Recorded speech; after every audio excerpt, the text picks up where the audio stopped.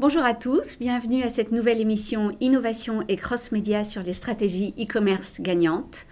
Pour en débattre, j'ai le plaisir d'accueillir Jérôme Laurent, directeur marketing de GoVoyage, agence de voyage en ligne numéro 1 en France.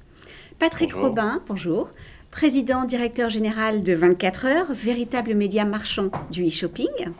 Pauline Herbinet, directrice marketing online d'Aquarelle, leader européen des bouquets de fleurs en ligne.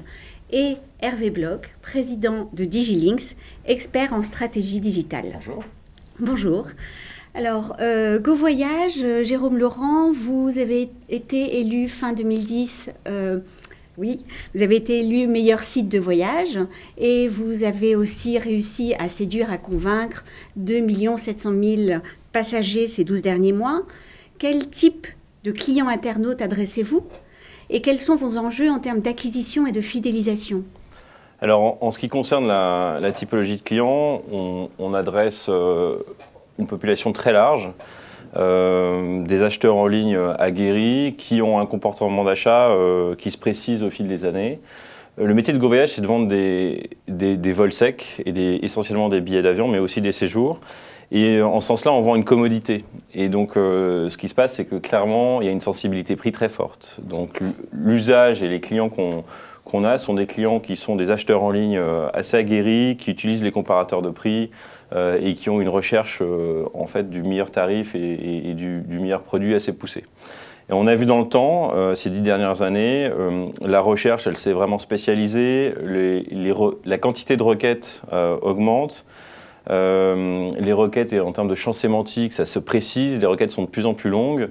Aujourd'hui, dans Google, on ne tape pas billet d'avion pas cher, on tape billet Paris-New York pas cher, et certaines requêtes maintenant vont jusqu'à billet Paris-New York du 17 au 28. Voilà. Et donc ça se précise. Donc on a dû adapter nos stratégies d'acquisition. Elles sont de plus en plus fines, de plus en plus complexes. Aujourd'hui, on adresse tous les leviers marketing d'acquisition de trafic. Donc ça veut dire le référencement naturel, le référencement payant, l'affiliation, le média à la performance, le CRM. On a une palette très large. Là, pour GoVoyage, on a volontairement parlé de cyberacheteurs.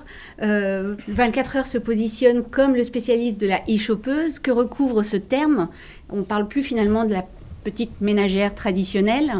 Dites-nous un peu ce que ça représente, le e-shoppeuse. Qui n'a jamais été petite. Hein. Tout à fait, en tout cas en termes de pouvoir d'achat. C'est vrai que 24 heures se positionne comme le spécialiste de la e-shoppeuse depuis quelques années. C'est même un terme qu'on a déposé en marque. Et en fait, on utilise ce terme de e-shoppeuse par opposition à la cyberconsommatrice. Et en fait, dans notre définition, en tout cas la cyberconsommatrice, c'est souvent une femme, effectivement, qui achète souvent chez des VA10 et qui termine sa commande sur Internet et puis qui parfois va acheter 3-4 billets de train sur Voyage SNCF, pardon, voilà. Et c'est souvent la limite de son champ d'expérience du e-commerce. Alors que la e-shoppeuse, telle que nous l'avons définie, telle que nous l'avons observée, puisque nous avons créé un observatoire de la e-shoppeuse en partenariat avec Laser, c'est une femme d'abord qui est active, qui travaille, qui a souvent des enfants, et pour qui le e-shopping, c'est pas un gadget, ça lui sauve souvent son emploi du temps et voire même son portefeuille. Elle se connecte plusieurs fois par jour, pour 86% d'entre elles.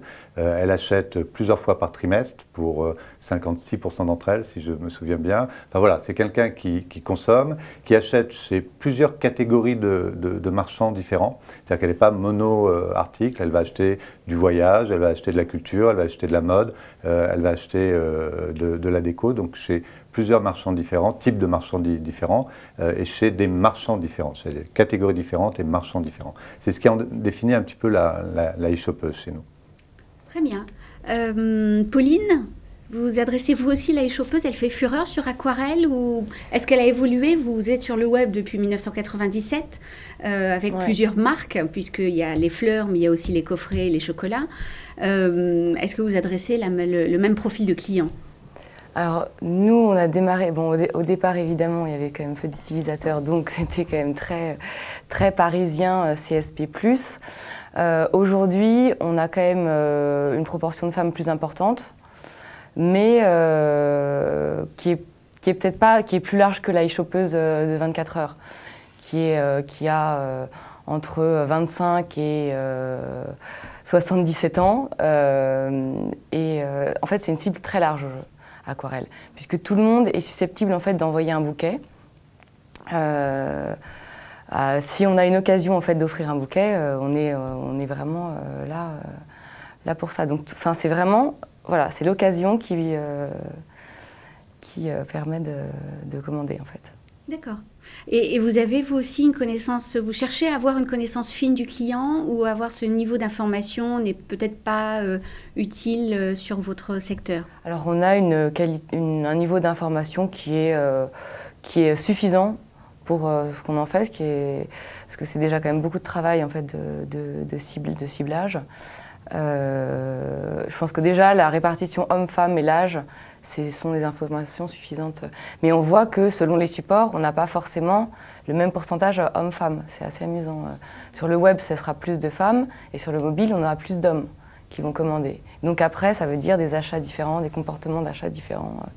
Les produits choisis ne sont pas les mêmes. Hervé Bloch, vous représentez Digilinks, vous avez une expertise de plus de 12 ans dans les stratégies digitales. Quel est le constat que vous avez fait autour de la maturité du client? On en a parlé, ce client a sérieusement évolué. Qu'est-ce que vous pouvez nous en dire? C'est vrai que l'Internet est de plus en plus mature, donc les marchands doivent être de plus en plus efficients, intelligents dans leur logique. Je vais vous citer un cas d'école d'aquarelle, il y a quelques années. J'ai reçu un email le 13 février qui m'était adressé directement avec mon prénom, mon nom, et on me disait « Non, il n'est pas trop tard, vous pouvez encore demain livrer à votre bien-aimé un très beau bouquet de roses ». Et donc là, effectivement, il y a une certaine intelligence. Je me dis, allez, pourquoi pas, s'ils sont capables de me livrer en 24 heures. J'ai commandé mon beau bouquet de roses. D'ailleurs, on me l'a pris en photo, donc je l'ai vu. Et puis, ma bien-aimée, le lendemain, a reçu ce bouquet de fleurs. Donc voilà, aujourd'hui, on attend ce type de problématique où on va cibler des intentions, où on va jouer sur des moments phares de l'année. Et donc, l'internaute a besoin d'avoir ce type, je dirais, d'accompagnement. Et le marchand qui réussit à appliquer des logiques de cycle de vie, des logiques d'intention, il va pouvoir maximiser son efficacité et donc son retour sur investissement.